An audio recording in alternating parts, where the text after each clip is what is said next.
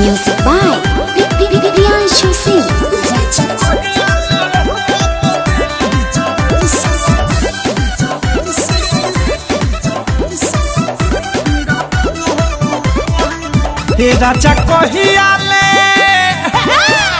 हे राजा कहियाले रहबो तू दिल्ली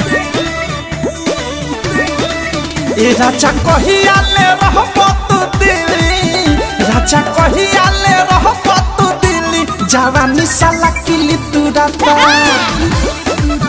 रंगा बिना पलंग के गहिली जवानी साला किली तुरता एकता देवारा मुना है जवनिया घुरता ए राजा कहियाले रहबो तू दिल्ली जवानी साला किली तुरता ए राजा कहियाले रहबो तू दिल्ली जवानी साला किली तुरता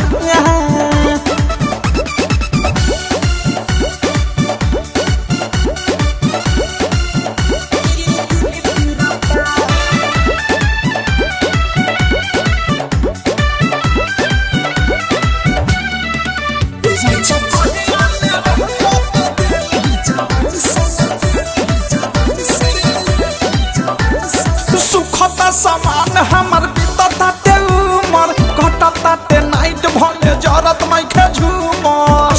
अरे बड़ी गजन हो सुखता समान हमर बीतता ते उमर कटता ते नाइट भले जरत माइखे झूमर फोटो देखी देखी हमर जियारा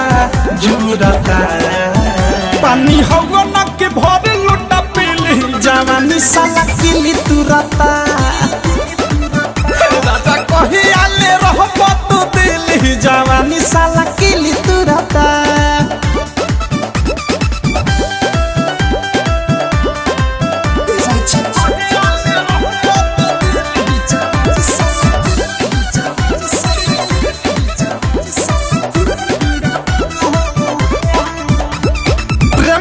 अधेश सैया होत मैखे सबर कहियाले फोन पर सुनावत रही खबर